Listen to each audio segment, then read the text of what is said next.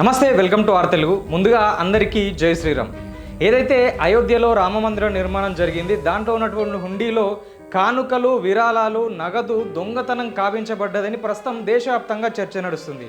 అయితే చిన్న చిన్న విషయాల్ని భూతద్దంలో పెట్టి పెద్దగా చూపించే కొన్ని మీడియా ఛానళ్ళు కావచ్చు, మీడియా సంస్థలు కావచ్చు, ఇంత పెద్ద విషయాన్ని మరి ఎందుకు ప్రజల్లోకి తీసుకెళ్ళలేకపోతున్నాయి అనేది ఒక పాయింట్.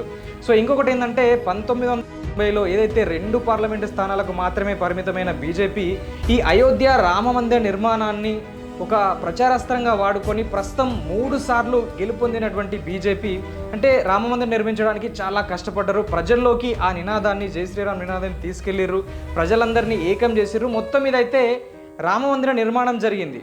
సో ఇది చాలా వరకు అయితే బీజేపీని కావచ్చు, ఆ సంస్థలను కావచ్చు మెచ్చుకోదలిచిన విషయం. అయితే ఇప్పుడు ఎందుకు మరి ఇంత పెద్ద ఎత్తున ఈ దొంగతనం జరిగితే ఎందుకు సెంట్రల్లో ఉన్నటువంటి బీజేపీ కావచ్చు, కొన్ని హిందూ సంస్థలు కావచ్చు ఎందుకు దీనిపైన మౌనంగా ఉంటున్నాయి, ఎందుకు మాట్లాడతలేవు అనేది ఇంకొక పాయింట్. అయితే ప్రస్తుతం దీనిపైన అక్కడ ఉన్నటువంటి యూపీ గవర్నమెంట్ మాత్రం సిట్ అధికారులను విచారణకైతే ఆదేశించింది. సో ప్రస్తుతం అక్కడ విచారణ జరుగుతుంది. అయితే ఇప్పటి వరకు జరిగినటువంటి దర్యాప్తులోని కొన్ని విషయాలను సిట్ అధికారులు వెల్లడించారు. సో దాంట్లో భాగంగా వీళ్ళు చెప్తుంది ఏంటంటే ఏప్రిల్ 27 నుంచి మొదలుపెట్టి జూన్ 5 అంటే 40 రోజుల కాలంలో దాదాపు 70 సార్లు దొంగతనం జరిగింది అని అక్కడ ఉన్నటువంటి సీసీటీవీ ఫుటేజ్ల ఆధారంగా సిట్ అధికారులు చెప్తున్నారు.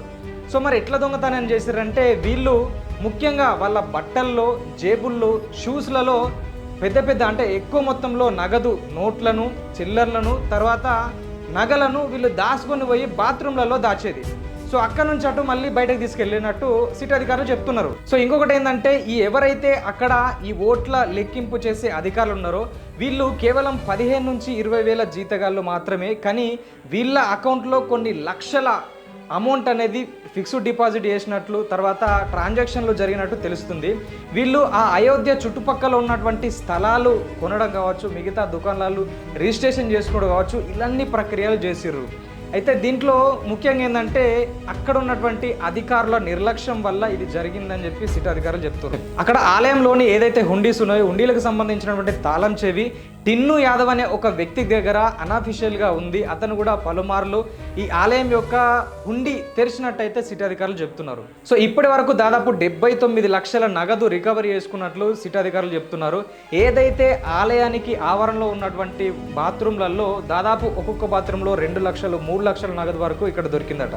సో వీళ్ళు ఏంటంటే ఈ నోట్ల లెక్కింపు చేసే అధికారులు కావచ్చు, అక్కడ ఉన్నటువంటి యంత్రాంగాన్ని కావచ్చు, సో ఎక్కడ సీసీ కెమెరా ఉంది, ఎక్కడ కెమెరాలు ఉన్నాయి, ఎక్కడ ఎవరు అబ్జర్వ్ చేస్తారని విషయం వీళ్ళందరికీ తెలిసే.